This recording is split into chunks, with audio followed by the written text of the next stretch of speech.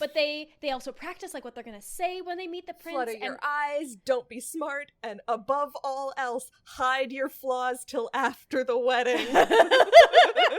5, 6, 7, 8. There's no business like show business.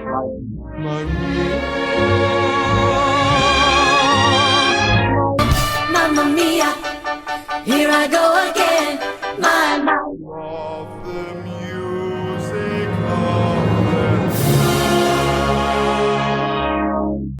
I'm so happy that this sort of has renewed the podcast. I don't know, that's dumb.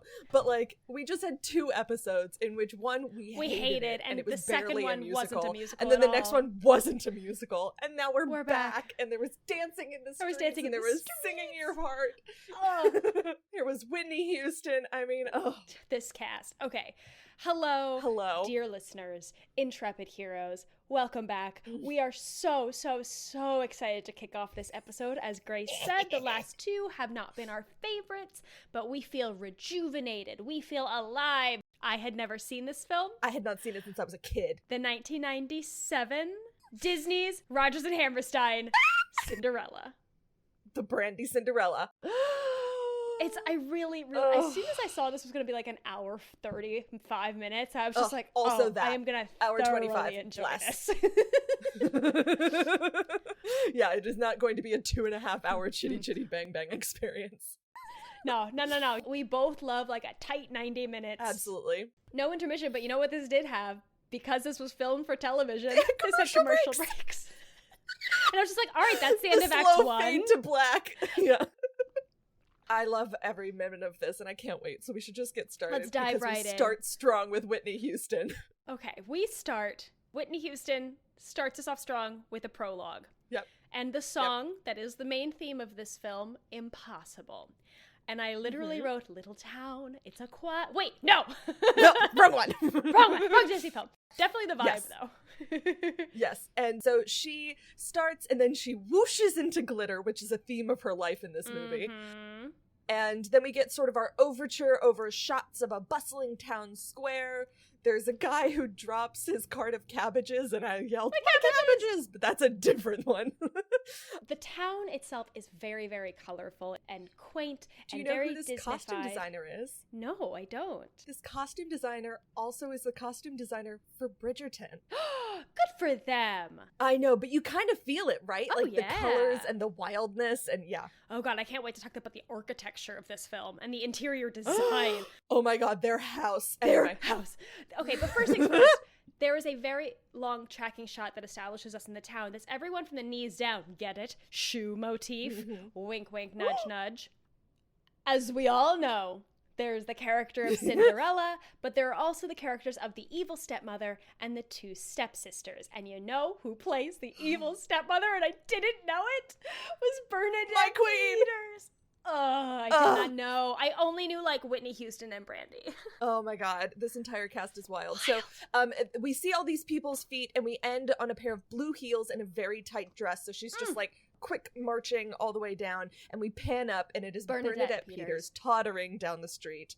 And she yells back for her girls, and they yell back for someone else to hurry up, and we see Brandy as Cinderella for the first time.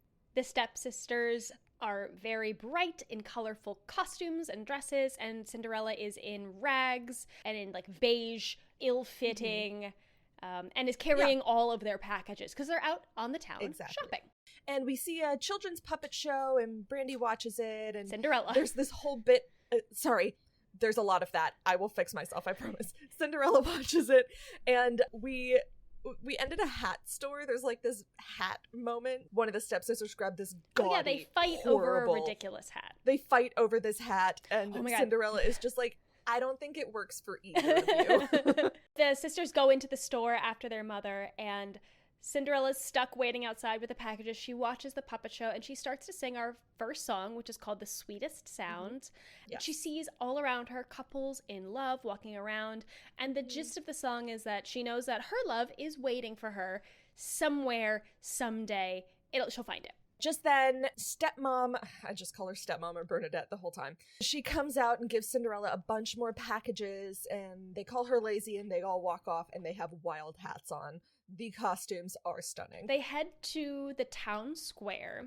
It's a very wide shot, and as Cinderella, the two stepsisters, and the stepmother kind of disappear into the background, we see in the foreground a mystery, handsome, hunky man. Oh, he's so attractive. So attractive. And he sings so well. And he sings so well. Oh. And he's singing the same song she was singing about looking for love. Oh, this man is hunky. Oh, he is a hunky himbo. Like, I knew, like, this is the prince. Like, I know that. We know. But I've never seen him not in his white wedding outfit. So I was just like, that, like, loose salmon-colored rolled up to the elbows with the kind of a V. I'm like, sir! So anyway, so he starts singing his refrain of the sweetest sounds. And just then, Cinderella and the rest of the family sort of walk by, and it's sort of a duet, but it's almost a call and response. It's like they both have the same dream, but they're missing each ships other. Passing in the night. They're missing each other. I will say, there's one thing, and it only happens in this song that I noticed, but Brandy has a habit, at least in this song, of taking catch breaths. It's her vocal in the middle style. of the phrase, and it is her vocal style, but it's one of my biggest pet peeves of singing. And I was like listening to it, and I'm just like, I know that you can sing all the way through this line, and I know it's just a vocal affectation, but I hate it. Yeah, there's a lot of vocal affectations. It only happens in this song. I listened for it. Yeah. She doesn't really take catch breaths in the middle of phrases ever again, but it happens all the time in this song. And I was just like, this was a star vehicle for her. She was established. Very much so. She was just singing how she sings in a world of more classical musical theater singing. Yeah. And Whitney Houston. And Whitney Houston. My gripe about this is that this is our opening number, and it's a duet. And I wish it had big opening number energy, and then having this duet as the second song, because this is really our first introduction. And I just... I'm a sucker what you for want a big is opening bonjour. number. Yeah, like, you want the opening town number. Yeah, I want an establishing opening number. I want Welcome to the Renaissance from Something Rotten. The opening from Pippin. Like, you want the big opening number with all of the voices sort of like bringing you into this world, as opposed to a love duet, which is what this is. Yeah. It's their I Want song. Yeah, and we start off the film with that. Granted, maybe that's why it's an hour 30. Yeah, exactly. Yeah, you can't have everything in a tight 90.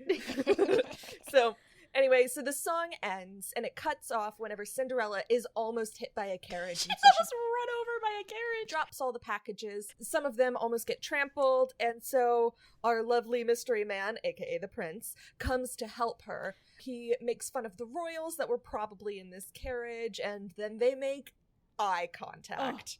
That is capital E, capital C, eye contact. And they fall in love immediately. Instant heart eyes. Our mystery man's like, oh, those frickin' royals, never looking out for anyone but themselves. And Cinderella kind of comes to their defense. She goes, they must have been going somewhere important.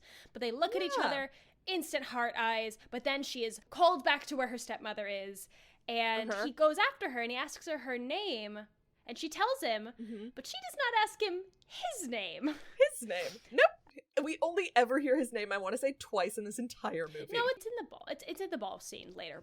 But so he says he wants to get to know her better. He wants to get in her good graces. And there's a line how do you want to be treated? Do you want to be treated like a princess? And she says, no, I want to be treated like a person with kindness and respect. There's also a moment where he also almost knocks over a flower cart, and it was very adorable. And he says, like, yo, you're not like other girls, and that fully offends her. She's like, what the fuck does that mean? What do you mean? And she does say, I'm sorry, I've just lived a very sheltered life. And he says he has too. And then at the same time, they both say they just want to run away. And then there's more eye contact. They both admit, like, yeah, we're both pretty sheltered and we're sick of our daily routines. We just want to escape. Yeah. Just then, stepmother Bernadette interrupts the capital M moment and she hauls Cinderella away. And we get a reprise of The Sweetest Sounds, which was the duet. Yeah. And as Cinderella is hauled away, she does not see over her shoulder our mystery man getting into the same carriage that almost ran her over. Who could he be? Cut to The the castle. palace. And then we get introduced to my favorite Oh character, my God. Lionel. Lionel is both a goon and a waiter at the same time. He is just doing his job, but everyone keeps fucking with him, and so he turns into a goon because of it. Yeah. It's amazing. He is not inherently a goon. Other people, Goonishness is forced upon him. Yes, other people's actions force goonishness upon him. Yes. Oh my gosh. Otherwise, his soul is a waiter, his exterior is a goon. This is played by Jason Alexander. Lionel is a waiter, son, and goon rising. And a gangster moon. And a Let's just gangster throw it all in there. I need that as on a t-shirt. They'll put that on a mug for Waiter, you. son, gangster moon, goon rising.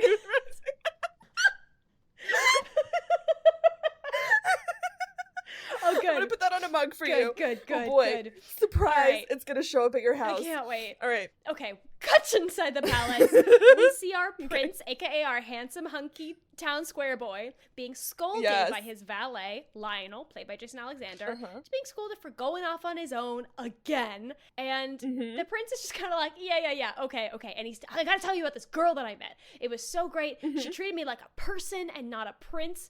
And he's like, okay, you have everything. Tell me, please, why you're unhappy. And he's like, I have no freedom.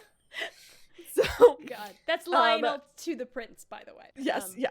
So the prince doesn't see the big deal, but Lionel is like, I don't want to keep lying to your mother. It is actually illegal. Yeah. But speaking of his mother, the prince goes into the throne room to see his mother and father. He's been summoned, and the queen is Whoopi Goldberg, and the king is Victor Garber, aka Professor Callahan. Yes, from Legally Blonde. From Legally Blonde. And this is when we learn the prince's name. Yes, it's a very long name. I have it written down in my fun text. Christopher. Do you want me to do it now? No, I do not. His whole name? His first name is Christopher. I referred to him as Prince throughout this entire thing. So, Queen Whoopi tells him that she's going to be throwing a little dinner party, and don't worry, it's going to be a small affair. I'm only inviting every eligible single woman, so there's like no more than 500 people. Yeah. And like, our prince doesn't want this, and He's like, I don't want another ball. I don't want another ball. And so our queen doesn't understand and very dramatically has a fit. She has this like really funny habit of doing these little like I learned that that's something she stole from her parents. That's something her parents would do when they were like, funny. I don't have more to add to this argument, but I will get the last word. I will get the last sound if I can't get the last word. And the king and the queen, they want their son to be happy, but they also like want him to get married ASAP. Yeah. Our prince says he just wants to choose his own bride and he wants to be in love before he gets married, like his parents were. Remember? You did that. And the queen's like, yeah. You can fall in love at a ball. In one night. Yep. So the prince walks out, and the queen calls over Lionel and tells him to write out the following proclamation that the prince is throwing the ball. And Lionel's like, that's not what happened here. It's like, he didn't say that. And Queen's like, he'll thank us for it later. It's fine. Lionel goes to spread the news. By song, we get this. This, honestly, this could have been the opening number. This had dancing in the streets. The song is called The Prince is Having a Ball. It's exactly what it sounds like. Yep. Lionel goes via carriage to the town square. He has a long scroll, and he tells everyone that's there that, ayo, the prince is giving a ball. It's kind of like a call and response song where we see information being passed. Like, our stepmother Bernadette is there. She learns this information. She goes to tell her daughters. And then we get in the street bread dancing.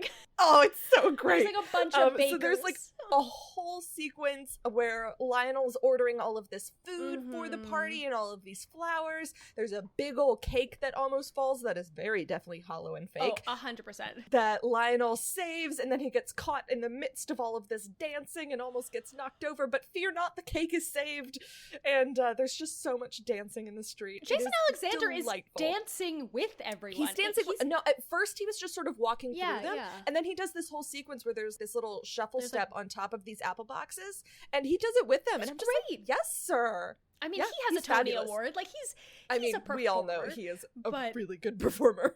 I had the biggest smile on my face while watching this sequence. Absolutely. So it ends with all of the vendors bringing their wares up to the palace to prepare for the ball. And at the very end, we see Cinderella in the square, very excited. Yeah, and she has learned about the ball. She Yes. still does not know who the prince is. Cut Nay. to Cinderella's house. They get out of their This carriage. architecture. This architecture. First of all, they pull up in their carriage. She is carrying all the bags from the day of shopping, and she still has to open the door for her stepmother and stepsisters. And as soon as they get inside, stepmother's nitpicking Cinderella for like, why haven't you done the housework? The house is filthy. She's like, I've been with you all day. All day. And she was like, that's just an excuse. That's just an excuse. All right, while we're here, let's take a quick moment to just address the architecture and interior design specifically of this house. Also the exterior, which has a full peacock on it. Like a large peacock on the exterior of this house. The doorways are polygons. Yes. The sofas look like an Etch-a-Sketch created them. I'm here for it. The colors are rich. They're vibrant. It is They clash. wacky. It is wacky. Wacky. It is 90s maximalism to a T. Oh yeah, absolutely. There's so much to look at. I do love this staircase that has a little bit of a balcony right at the top. Yeah. So it's not just like a staircase into the upstairs. There's like a it's small landing. It's like a at the top. presentation landing, which I'm just like, Yeah. this is what I want. I want to be in a dress and like to present and then walk down these stairs. Like, I will say the living space is very vibrant. The kitchen, where Cinderella spends a lot of time, and her bed is there. yeah, and her bed is there, is very drab, beige walls. It is Yeah. a place of utility It looks versus like a place a of opulence. normal kitchen. Yeah. So we get a little bit of backstory from the stepmother. Father died. He told us to stick together. You're so lucky that I've kept you here, etc., blah, blah, blah. And then she puts books on her daughter's head because now they have to like practice their posture because they're about to meet the prince. And so they're like, oh, we'll have tea upstairs. We have to get our beauty rest if we want to catch the prince's eye tomorrow. And Cinderella asks, he was like, can I go to the ball? They said any eligible young ladies. And the stepmother be says, eligible. absolutely not. Do not even dream about that. The sisters boss her around, and then they go upstairs and leave her to make tea for them downstairs. And then we get the song In My Own Little Corner. I love this song. This was one of the first songs that I like Ever learned sang? to Same. sing. Yeah. Yeah.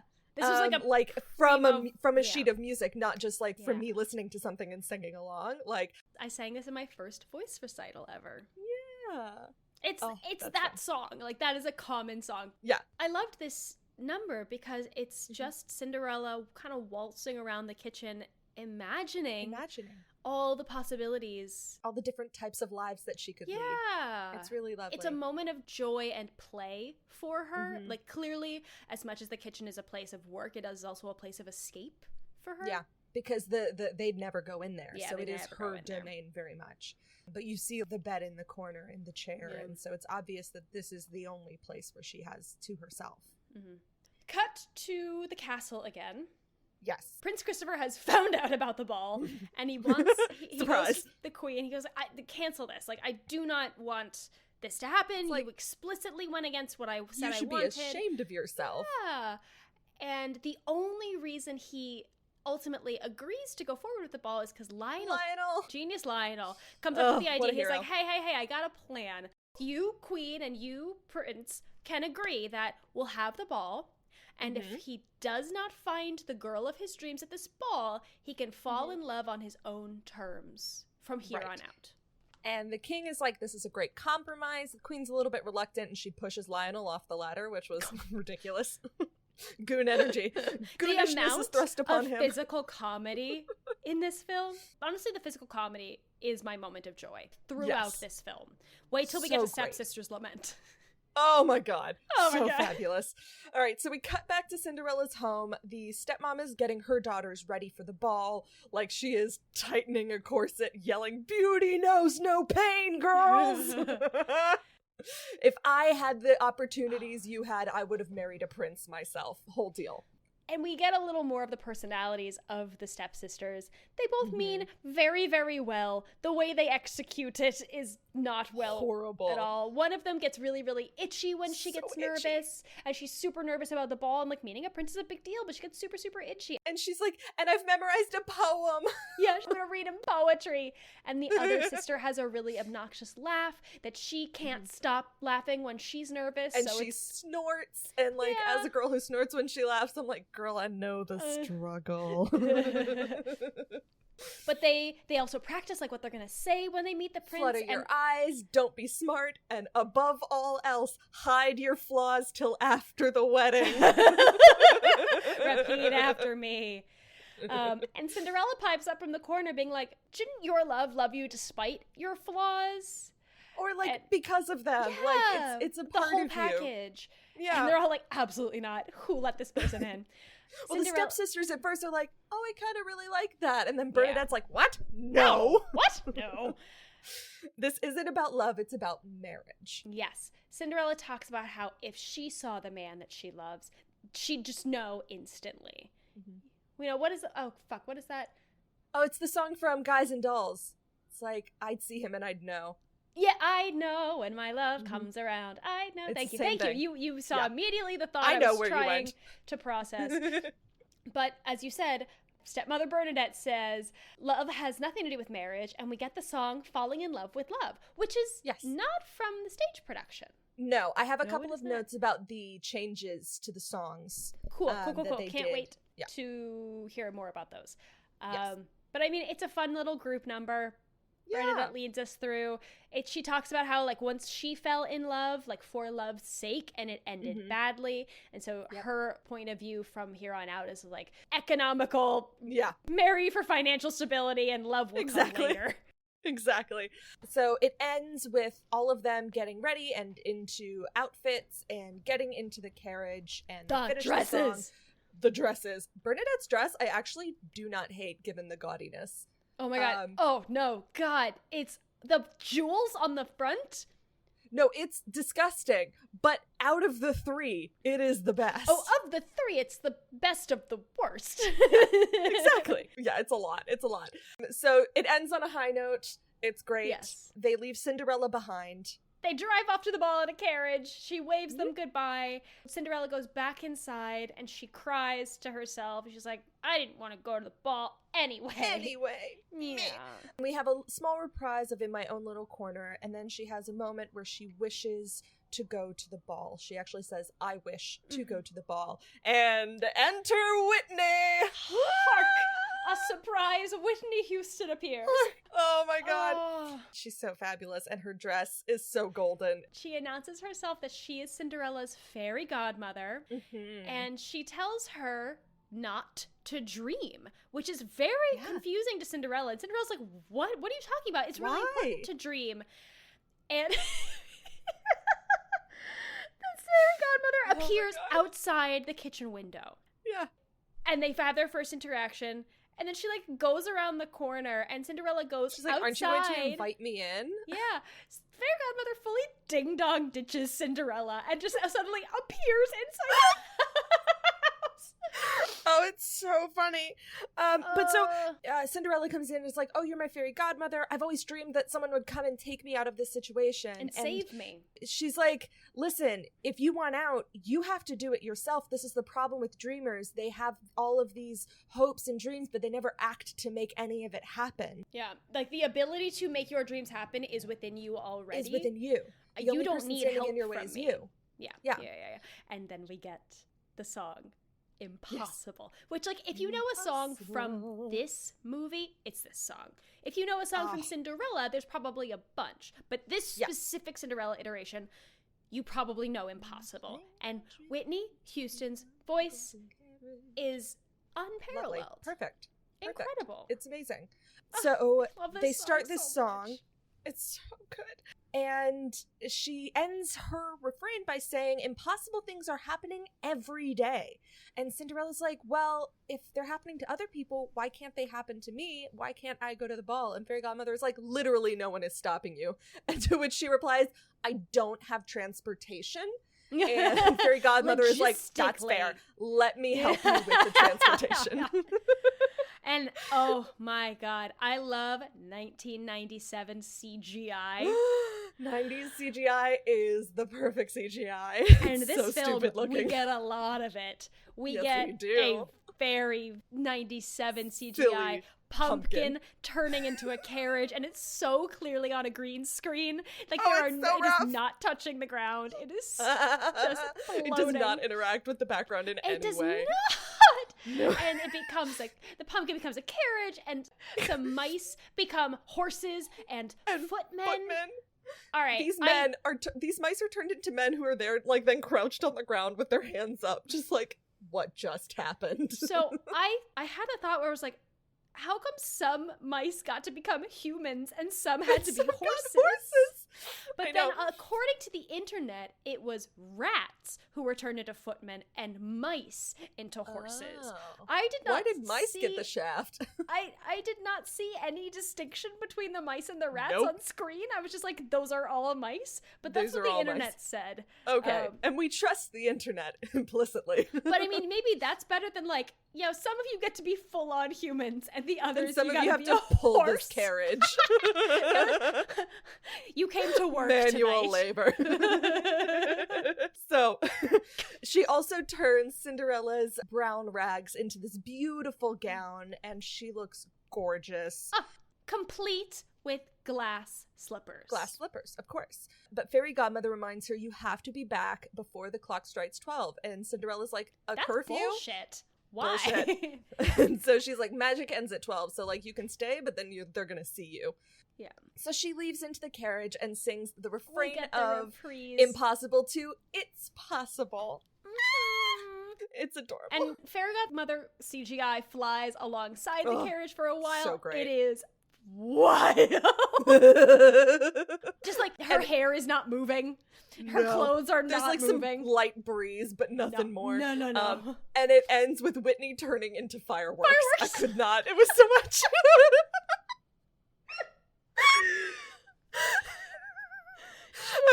Okay. Bursting into fireworks. She burst into fireworks, don't we all? Talk about making an exit. Okay. Truly. So we get cut to the castle. to the ball. We are The mid-ball. prince is dancing. There is a ton of couples dancing on the dance floor. Everyone is in shades of blue and purple, except for the prince, who is in white. There is a huge line of women up the stairs waiting to dance with him, and Lionel keeps bringing the prince new girls. Trading them out. And the prince will have like one girl for like 5 seconds, and he'll raise his hand kind of Be in a like, signal to "Next." Lionel, and Lionel will swap them out for a new girl. Oh my god. Oh, it's so funny. So we see the queen and the king watching this whole thing. The queen's like, there's so many girls here. He is bound to fall in love. And if he doesn't, I will never end this ball. We see One one of of the the stepsisters. stepsisters. I think it This was is my Minerva. This is my giggle. This is my giggle, which is her yelling at the top of her lungs, I want a chance at him. At him, not with At him. him. At him. At him. Let me at him. We also see It's so funny. Lionel steps away for a moment. Stepmother Bernadette corners him and tries to Yes, she flirt her does. way to getting her girls time with the prince, like cutting the line or like some extra And, time with Lionel. flirting with Lionel, and Yeah. he is not feeling Oh, it. he shuts that down real quick. She's like, I know you feel something between us. He's like, I do wish there was something between us. A continent. But finally, the stepsisters do get to dance with the prince, and Yeah. Minerva tries to recite poetry to him, but she gets really But she keeps itchy. scratching. And he's just like, do you have an itch? And she's like, no, of course not. She gets swapped out for the second stepsister, whose name is Calliope, and she gets really nervous, so she awkwardly laughs and just can't And stop snorts the at nothing. laughing. And the prince is like, I don't think anyone has ever found me funnier. Both are removed from Yes. the dance And the prince floor. asks for the music to be sped up so that he can get through these girls faster. He's just And like, it's in and out. just like a round robin. Chaos. Like it's a new girl every second. Poor Lionel. What a fun number that must have been. Oh, it must have been so much fun. just then, outside, Cinderella arrives. The fairy godmother tells her not to be afraid. In her pumpkin carriage. But then, okay, this is my question. We look at the clock. Maybe I read this wrong. It looks like it's 11:15. Does that mean that this girl has 45 minutes to get this done? Like, we thought Ariel had a short time with 3 days to get this prince to like her. This bitch got 45 minutes. In and out, I wrote a one note. and I was done. just like, the fairy godmother's like, go on up. I got you to the ball. Only got you 45 minutes, but 45 minutes more than you had earlier. Yeah, exactly. And you know what they then waste a solid 5 minutes on? A slow motion descent of her down the stairs. Oh my god, I fucking can't. So she arrives at the top of the stairs. The dancing is like at a fever pitch at this point. And she descends slowly, and the prince is heart eyes all over again. And they begin a beautiful waltz. And this is the first of the creepy king moments. Yeah. Because the king looks at her as like, I don't know her, she's stunning, if only I were younger. And the queen is like, then what? He's like, I'd be younger, period. I love this dance because they just kick everyone else off the dance floor. They just take like, up space. Make way! Yeah. But the king and queen are both enamored, and they love to see how happy their son is. The stepsisters do not recognize Cinderella, but the stepmother, she's like, you look familiar. Same with the prince. Yeah, they're trying to figure out, and I'm like, sir, it has been 36 hours since you saw this woman, and you do not recognize her? Wild. Listen, men are bamboozled by makeup. She has blue eyeshadow on. That's fair. This is a new person. If the men find out we can shapeshift, they're going to tell the church. But they're so into each other. And they start to sing my favorite song. He starts to sing 10 minutes ago. I fully gasped and swayed along with this. I sang along. Song. So beautiful. And then we get a big group dance scene. Everyone joins in. Waltz. And this feels not like movie musical choreography. It feels like stage musical choreography. Yeah. There's like the two circles going in different directions. There's the levels where some are dancing up on the balcony and some are dancing below. It just felt like a stage musical for a second. And I was just like, oh. And then suddenly, where'd they go? The prince and Cinderella have disappeared off into the garden. Outside, and they're by themselves. Unchaperoned. I'm in the middle of watching Bridgerton. This is a big deal. Scandalous. It would have been scandalous if this wasn't a Disney film. Yeah, exactly. But they get a moment to themselves, and they get to just talk to each other. Oh, wait, no. You're skipping the song. No, I'm not. I'm not skipping the song because that takes us into a commercial blackout. Into a commercial break. And then what we come back to is not Cinderella and the prince necessarily, but the stepsisters watching Cinderella and the prince. I had forgotten about this number fully. Oh my God. So when it started, I was just like, yes! Yes! This is the stepsisters' lament, which is basically, why does guys always want pretty, lovely, nice women when they could have us? Why wouldn't someone want a girl who's solid like me? God, I loved this number. The physical comedy. You know they had the most fun. And they took up as much space as they could. And like the way we have established how big these characters were in the beginning of this film justifies how big this number can be. If they had started this film much more subtle, then this would have felt very out of place. But this felt very normal and in the realm because we had established their big personalities, the intensity, big physical comedy. Yeah. Oh yeah. It was so good. So good. I could rewatch this. Like I could rewatch this scene. Absolutely. The song ends. Cinderella and the prince go back inside. They've like had their moment alone. And the king and the queen come over. They try to start talking to her. Meanwhile, stepmother is in the background trying to fight her way through the dance floor to get closer to Cinderella to like sneak a peek at her. Lionel's not even there yet. She's like going under people's arms and like stealing men to dance with to like get closer to Cinderella. Then Lionel comes up with the king and the queen. The queen dances with her son, and the king dances with Cinderella. And again, some of the things the king says are a little creepy, but Cinderella is very aware that everyone is watching this. And also, she's dancing with the king. That's a big fucking deal. But this is also the point in the background where the stepmother is so close, but Lionel takes one for the team and steps in and dances with Bernadette to like sweep her further away from them. Away. Because Lionel it's great. doesn't know what this lady's doing, but she just But he she's does know obviously insane. she's insane. The queen then intercepts Cinderella from the king, and she kind of walks with her, and she goes, "Do we know your mother and father? We would love to meet Are they them." here? Yeah, and Cinderella's like, "Oh no, they're not I've here." never lied before, and I am fully panicking. And she runs away. Yeah. My moment of joy is as Cinderella runs away, Lionel has kept stepmother away from her. And once Cinderella escapes, Lionel fully hits the ground. Fully, no bones, exhausted Gumpy. from having to keep stepmother away At from bay. just like bum rushing the king and queen and the prince. And then as the prince chases after Cinderella, he steps on Lionel. I didn't see that. He's so Oh my god, that's so funny. I didn't know that. Lionel like hits the deck, Oh. Cinderella leaps over him, and as he And the starts prince to just, get like, up again, steps. the prince just steps back on it. Oh my god, that's so funny. I didn't see that. Oh boy. You gotta Let go me back hop and on watch that moment of joy. That is hysterical. Okay, so I now moving have on, a moving on. gripe. Because Yes. Cinderella is actively escaping this ball. She Yeah. was out in the garden before. She could have taken the road with least resistance. Instead, she goes through the middle of the crowd and up the stairs.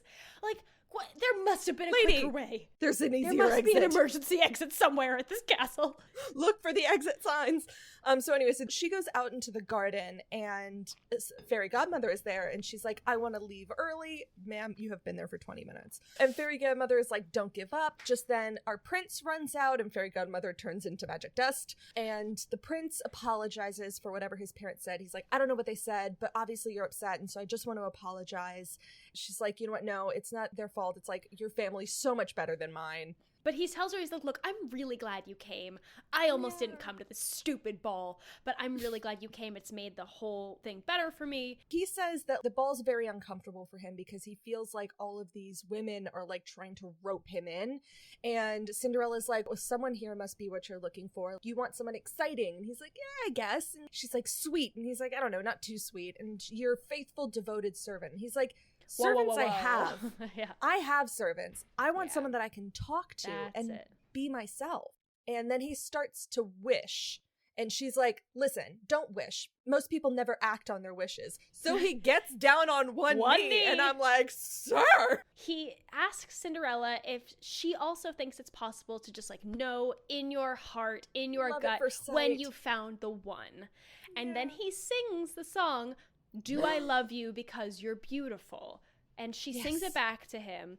And these are valid questions to ask. Yeah. The gist of the main line is like, do I want you because you're wonderful, or are you wonderful because I want you? Yeah, am I just imagining how perfect you are Yeah, because yeah, of yeah, the yeah. day and how wonderful this evening is? Is this real, or is this just a product of this magical evening? Which it is a valid genuine, thing. Or is I mean, it we've all had those pheromones? moments of like meeting someone and you're just like, "Woo!" And then in the light of day, you're like, "Oh, But at the end, we get a big ol' kiss. oh, They I know. I was are. not anticipating the kiss." But it's a Disney kiss, so it's just lips. No, it's a Disney kiss, but I thought that it would be like a Disney kiss, one at the end, only when they're married, like sort of deal, which is not. fair. Fair. Because they've decided, like, yeah, you are. This is right. This is real. This is right. And, And then then the bell tolls. bong bong England clock. The clock strikes midnight, and Cinderella's fight or flight response kicks into high Kicks in. gear. Gotta go. Oh, I'm so sorry. This is when she runs through the entire ballroom. Oh, yes. Yeah. Yeah, it wasn't earlier. It's like you could have just gone around the outside of the castle, but no, gotta go back into the ballroom and up the stairs. Well, she runs away and he's like, "Wait, I don't even know your name." That sounds like Silly a you himbo boy. problem. Yeah, so she gets to the outside staircase where no one else is, and just then the magic starts to end. So her clothes turn back, we see the pumpkin turn back, and I'm like, "Where are the mice? What happened to the rats?" Those mice now live at the castle. They now live at the castle. They're like, "How did I get here?" I think about that every time that every now and then when I walk to work, I walk through a park and there's sometimes snails on the walkway, and I'm like, "I don't want you to get crushed," so I pick them up and put them in the grass, and I just imagine them being like, "Where am I?" How? I have a logistics question, which Yes. I realize I've come to the wrong place to be picky. Yes. Okay. By the logic that we have established, Uh-huh. the magical logic, as she I think I runs have down the the same question. stairs, her gown turns back into her dress with her apron. She realizes at the foot of the steps she's missing a shoe. She has one boot on her It's foot. a boot. It's a good old boot that she was wearing before it was turned into a glass slipper. But she's like, no time to go back for the other shoe. Gotta Can't keep find running. that boot. But you know what's not on the steps of the A palace? boot. A boot. You know what is? A single glass slipper. So, I okay. also have this question. But also, by the logic, I'm saying that would be like at the end, when she put it back on, it would turn into a boot. Can you imagine? I want to do a movie in which that happens, where the magic is contact based, so she's in the carriage, that's why it turns back, but the shoe is gone, so that's why it's still there, and then he puts it on and it morphs into a fucking workman's steel-toed boot. Give it to me! Oof, okay. Shaky sweaters. We're looking for logic in the Shaky wrong sweaters. place. But by what we have established, I know. it should still be a boot. I agree. Okay, so cut back home. We are home. Oh wait, I have one thing. The prince gets outside and finds the slipper and immediately gives up. She did not have that much of a head start. He could have continued running and found her, but he's just like, ugh, she's out of my eyesight. Does she exist? Object permanence. Like, it was just... I mean, but also, Yeah. he's probably thinking she took off in a carriage. Maybe. Because the So he carriage is can't- gone now. There's only a pumpkin. He's like, where's this fucking pumpkin from? Where Like, did this puppy come from? Why are there rats? maybe he's thinking like, oh yeah, she's off in her carriage. Like, I didn't see which way she went. She I doesn't- can accept that Yeah. option, but he Yeah. fully gives up so quickly. Yeah, if he had just like looked down the road, he probably would have seen a girl like hobbling down the road. But Yeah, to be fair, she doesn't look like Cinderella. She looks like a random girl in rags. Yeah. Fair. Anyway, so the step siblings and stepmom get home, and Cinderella lets them into the house, and she's like, oh, how was the ball? And they lie and say, we each danced with the prince for an hour. It was amazing. We knew everyone there except for this one princess, whatever. I didn't catch her name. They ask what Cinderella's been doing all night. And Cinderella says, I just dreamed of what it was like at the ball. And the stepsisters kind of laugh at her. They're like, there's no way you could even imagine what it was like unless you No. were there. And then Cinderella describes a dream, To a T. quote unquote, of what the castle looks like. She was like, there were people dancing in this big ballroom with marble. And candles everywhere. Yeah, and they were like, Yeah. how do you know that? Yeah, they all get a little bit suspicious. But to distract them, she sings the song, She sings A the Lovely song. Night. She talks about what it must have been like to dance with the prince, where he swept you up in your arms and your feet didn't touch the ground. And the stepsisters are super entranced by this vision, and they all kind of dance together and sing together. They have But like a suddenly- nice sisters moment. Yeah. Suddenly, right at the end of the song, Bernadette realizes somehow there's a moment where Cinderella bows, and the stepmom is just like, I know that think. top of the head. Like... Having had this realization, stepmother admonishes the daughters for dancing with Cinderella, like reminding them that like she's just super lowly. And she crushes Cinderella's dreams of saying like, it's preposterous. You're common through and through. You would never have the opportunity to dance at a ball or see the prince. Know your mother place. was common. You were common too. Your father filled your head with stupid dreams that will never come true. And I'm like, hot damn. Yeah. That's rough. So Cinderella goes outside and she sort of prays to her father. She's like, I know I told you I would never leave, but I can't stay here anymore. I deserve to be loved and treated better. If you saw how she's changed since your death, you would understand. Yeah, you would not hold it against me for leaving. Yeah. And Cinderella sings a reprise of A Lovely Night to herself in the garden. She's like, I will always dream of this magical night. And then Whitney comes back. Fairy godmother tells Cinderella, like, go tell the prince you love him. And Brandy's like, but my outfit's so bad. Yeah. And Fairy godmother's like, look, he's gonna love you. He already loves you despite your background. You never needed my help. The prince is gonna love you as you are. Believe in yourself. Yeah.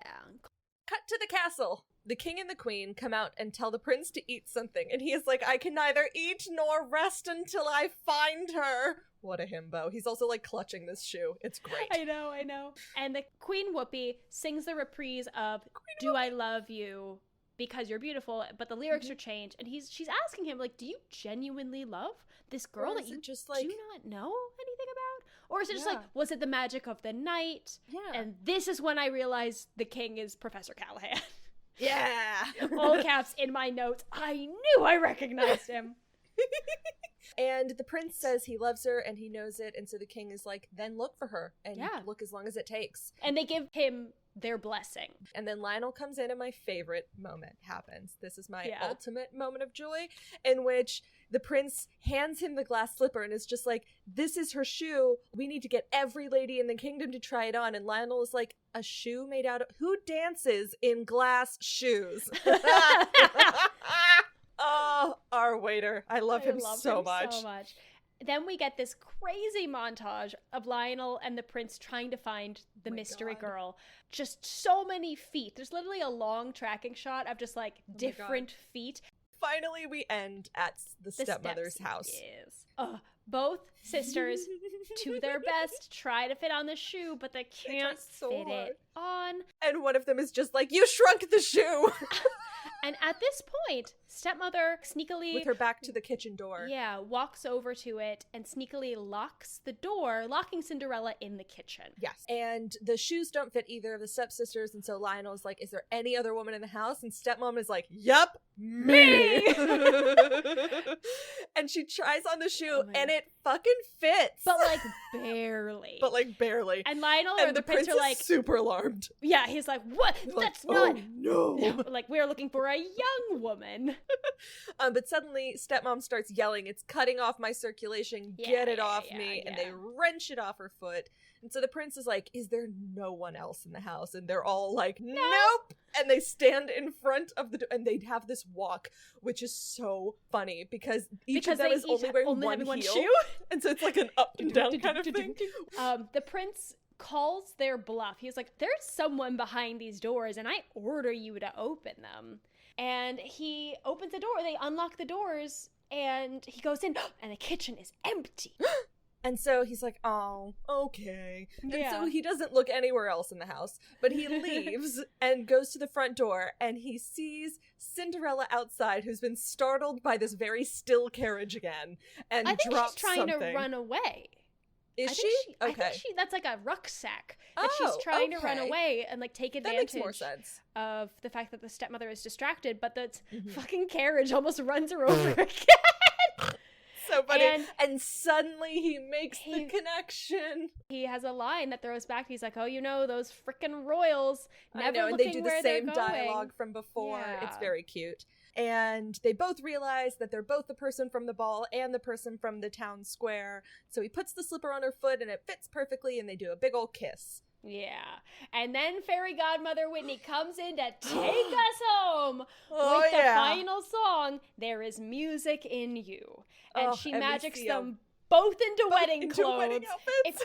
She's like, he didn't propose, but I am making this decision for you. Cinderella's used to it. Can you imagine how alarming that was for the prince? He's like, what just happened? He's that snail.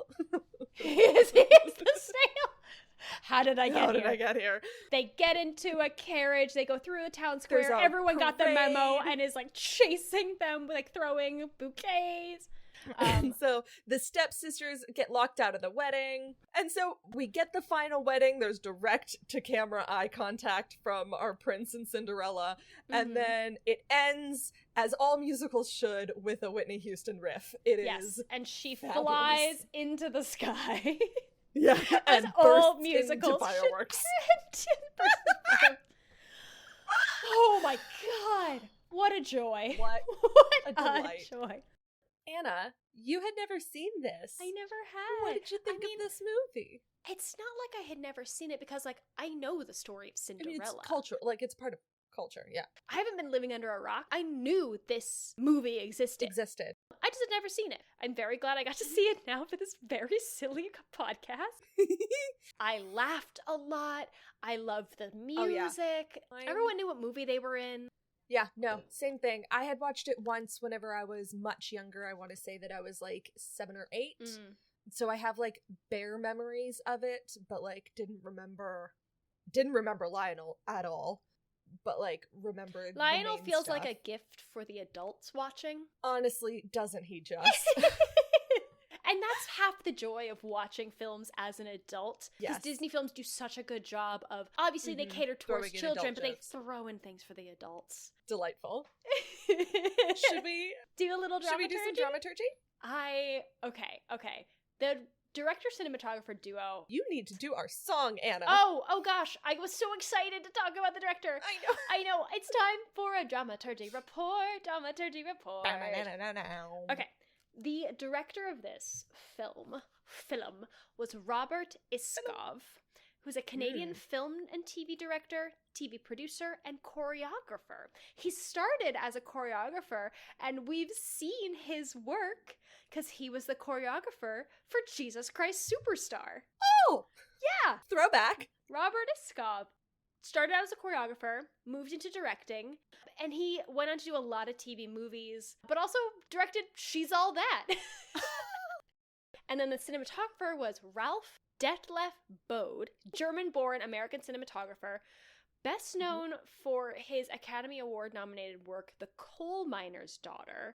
He was also the cinematographer for Gypsy, the TV one with Bette Midler, Saturday Night Fever, Rocky, the Jessica Lange TV movie of A Streetcar Named Desire. Great. He filmed several TV adaptations of Broadway plays, and he got an Emmy nom for his work on The Wonderful World of Disney's Annie in 1999. Oh! Yeah. He's credited not only with like the dance scenes in Saturday Night Fever, but also like the famous scene from Rocky where Sylvester Stallone runs up the steps of the Philadelphia Museum of Art. Amazing. Oh, that's so cool. Right? All right. I'm going to talk a little bit about how this got made first and the screenplay aspect of it, and then I'll talk about the writer, because there's a lot more about how this got made. So this is the third screen version of Rodgers and Hammerstein's Cinderella. So it was originally written exclusively for television for Julie Andrews, and that was aired in 1957. And then that telecast was remade in 1965, starring Leslie Ann Warren. And that was the one that I had seen. And that ran a lot from 65 to 72.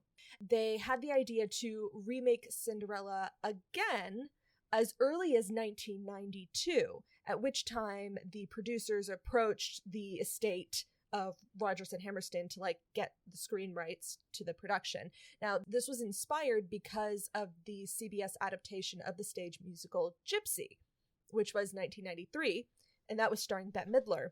And it sort of revived the interest of this genre. So the day after Gypsy's original broadcast, Whitney Houston went to her agent, and her agent then went to the producers saying, "Hi, we want to do something very similar. Where this was for Bette Midler, we want this one for Whitney Houston." And they were like, "Oh, okay. What about Cinderella?" Originally, Whitney Houston was supposed to be Cinderella. Yeah. Now, originally they were going to put this out really, really quickly. So it was going to be in 94, 95. But it kept getting delayed. And then Whitney Houston kept signing to other projects. And then eventually Whitney Houston herself said, it's like, "Listen, I am now a wife. I am now a mother. It's been like 5 years since this original idea. I don't really feel like Cinderella anymore. I think if I played an ingenue at this point in my life, it would be a bit of a reach." But Whitney Houston herself chose Brandy, who is basically her mentee, and she's like, "This is going to be your Cinderella. Remember how it was me? Scratch that. It's her. You don't get a choice." Yeah. So the decision to use colorblind casting originated amongst the producers to reflect the evolution of society that had happened up to this point.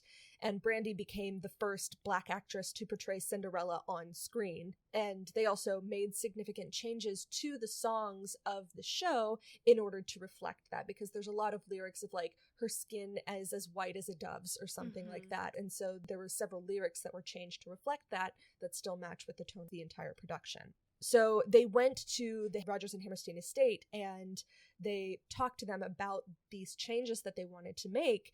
And Mary Rodgers and James Hammerstein were like, yeah, we think this is a great idea as long as it remains true to the original feeling of the production. If you need to change lyrics to make it work, if you need to change certain things to make it work, we are all on board. Just let us know. So they called the modifications, they described the film as a total scrambled gene pool and one of the nicest fantasies I could ever imagine. And James also believes that the original Hammerstein would have approved the colorblind casting, claiming he would have asked, why did it take so long to do this? I love it. So the writer of the script is Robert L. Friedman. Now, he is famous because he wrote A Gentleman's Guide to Love and Murder. Oh, I loved that show. I know. So that's who wrote this. So he became involved with the project as early as 1993, and he had not written a musical before, but they were aware that this film could potentially be groundbreaking, and so they worked with the producers and collaborated on several new ideas for the remake, among them ensuring that Cinderella was defined by more than just falling in love, and so she had her own story arc and decisions and agency. And the Rodgers and Hammerstein organization allowed these changes and allowed them an unusual amount of freedom to modify the script to make Cinderella more active. So that's how this got made. And then a couple of songs were added in. Falling in Love with Love is from a Rodgers and Hart musical, The Boys from Syracuse. And so that was added in to be sung by Bernadette. And then there's Music in You, which was written by Rodgers and Hammerstein for the film Main Street to Broadway in 1953. And that was added in as the final number for Whitney so that she had a full solo song. So for the actors and casting, like I said, Whitney was originally supposed to be Cinderella. In terms of the evil stepmother, originally they wanted Bette Midler, which would have also been amazing. But she declined the role, and a lot of people who were asked for this role were hesitant and didn't want to be seen as being mean to the first Black Cinderella. So Bernadette Peters stepped in and accepted the role on the condition that while she would still be mean, she would like the role to be a little bit more comedic. So they added in so much to taper the role to from just Bernadette being evil. the comedian. Yeah. From just being evil to being a bit of a joke who does have these evil moments, but is still very comedic. Jason Alexander was cast as Lionel, an entirely new character, not a part of the original script. Genius. He accepted the role, even though he was currently doing Seinfeld. Yeah. But he did this because he wanted to earn the producer's favor, because he wanted to be Sweeney Todd. Yeah, so he wanted, there was a potential idea of a film adaptation, sort of like Cinderella, of Sweeney Todd, and he wanted that, and so he did this as that. Now that fell through and it didn't go through, but can you imagine Jason Alexander as Sweeney Todd? I cannot! It's so wild! Anyway, casting the prince was significantly time-consuming. They likened the search to the prince as the search with Cinderella's slipper. They kept trying on the slipper with different people and it just didn't work. So there were several people who auditioned for the role, including Wayne Brady, Antonio Sabato Jr., Mark Anthony, and Taye Diggs. Now, Taye Diggs was sort of the front runner because he was in Rent at the time, and so he was really popular. But the final actor to audition for this film was Paolo Montalban, who was ultimately cast. He had been the understudy in Rodgers and Hammerstein's The King and I at the time. And despite being late to the final day of auditions, he impressed the producers with his singing voice. And Paolo said that he enjoyed this version of the prince because he isn't just holding out for a pretty girl. He's looking for someone who will complete him as a person. And he finds all of that in Cinderella. Sweet. I love Paolo so much. I love Paolo. Anyway, so those are my actors and casting. I love that. So, okay, a couple things. Reviews and reception.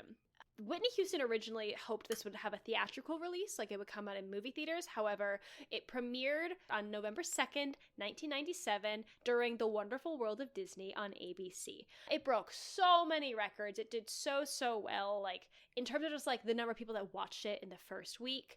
It also, the premiere coincided with the launch of the official Rodgers and Hammerstein website, which streamed segments of the upcoming show on the website. But like the fact that it coincided with like the launch of the premiere website. This is 97. Think of what the internet was like in 97. I do remember dial-up. Thank you. So it was very well received by audiences. However, critically, it kind of got some mixed reviews, mostly just people who were critical of the songs that weren't in the original, casting and the quote-unquote feminist approach compared to the 1957 and the 1965 versions. Agreed. Yeah, like some purist fans were less impressed with the more contemporary arrangements of some of the songs. But Get over yourselves. Yeah, you're fine. Go watch those older ones if you want that. Yeah. They exist. Like, we can't just keep making the same thing over and over again. Retweet. Evolution is natural. Anyway. But it was nominated for 7 Primetime Emmy Awards.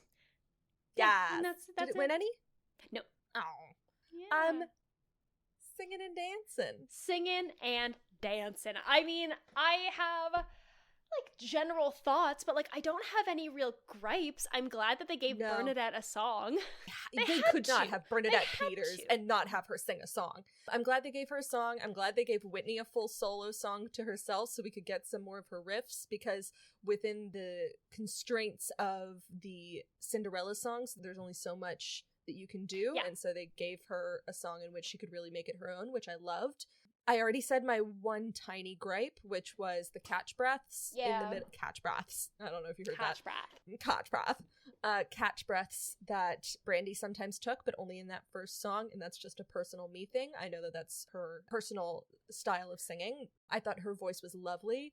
Paolo could sing to me all day, every day. Like, there's a reason I was like swaying along with 10 minutes ago. The dancing was big in the streets dancing. Big in the streets dancing. Felt like stage choreography and not like film choreography, which I love. My moment of joy dancing wise is all the bakers in The Princess Giving a Ball. That whole song. And then I just loved the Big Happy Waltz where everyone joined in with Cinderella and the Prince, and like they went in different circles in different directions, and there was like the levels up on the balconies and people were dancing. It was just so lovely. I loved it. Yeah, that's it. Do you have gripes? No, I like everyone knew what movie they were in. Yeah, it all felt congruous. Like all of the tones matched each other. I guess my gripe, and this is just because this was a 97 thing, I thought the king was a wee bit creepy. Yeah. And that's literally just because that's when this script was written. That's when this script was written, and so it was a little bit more acceptable. I am speaking to you now from 2022, in which like an older man looking at his son's girlfriend saying, "If only I were younger," is not okay. It's creepy, and we'll call it out. Yeah. Anyway, giggles, all of it. Giggles, whole thing. All Giggled throughout the whole thing. My biggest giggle moment of joy is Jason Alexander being stepped on. Him being shocked that anyone would wear a glass shoe. Who wears glass shoes? Yeah, honestly, Jason Alexander is my big giggle moment of joy. His addition, that character, was a delight. Everything he did. He is our, waiter son, goon rising, gangster moon. He's all of them, all together. He's all three. I don't think it is, but like, it would be such a joy if that role was written into the stage musical. Oh, I would love that. Sort of like how in Dreamgirls, Beyonce's song was written into future ones. Yeah, that would be great. Do you have fun facts? I have a single fun fact, and I really hope you don't also have it. So, it's about the jewelry. Do you have that? Is that your own? That's my only fun fact. It's not my only fun fact, but it is my favorite fact about this movie, so please tell me. So, Whoopi Goldberg's queen character was covered in rhinestones. Like the jewelry that she wore in this film was exquisite. And the costume department originally created fake jewelry for her character for the ballroom, for the wedding scene. However, Whoopi Goldberg said, no, a queen should wear real jewelry, and instead personally contacted Harry Winston to lend the production millions of dollars worth of jewels. She supplied the set with 3 armed guards to guard the jewels when she was not wearing them, and they were all safely returned, and she wore approximately $60 million worth of jewelry. That's 1997. $60 million. I love it. It is my favorite fact. I love that she was presented with costume jewelry, and she was like, a queen would never. Yeah. All right. I had 2 fun facts. The first one, is there were 4 different pairs of the famous glass slippers on set, 3 sizes for various characters, including Cinderella and Stepmother, who wore them, and then 1 pair that was actually made of glass. And Bernadette Peters revealed on a talk show that she actually broke one of the glass slippers when she decided to try it on. And then my last fun fact is just the prince's full name, which is very stupid and funny.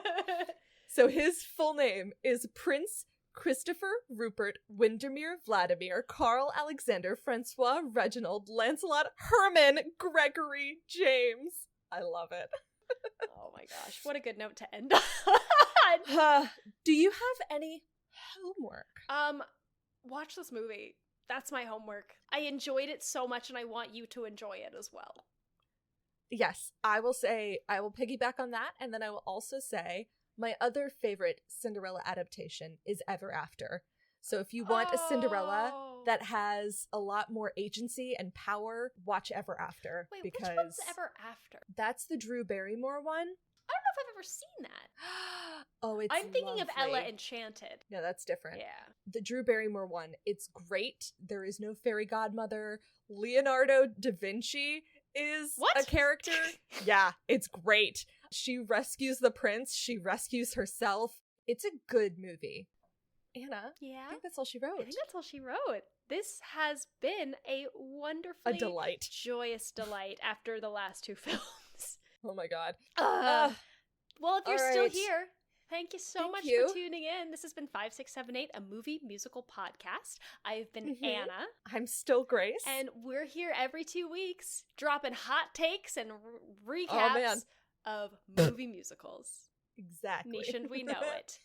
Nation, we know it. That's all she wrote. It's literally all she wrote. Goodbye.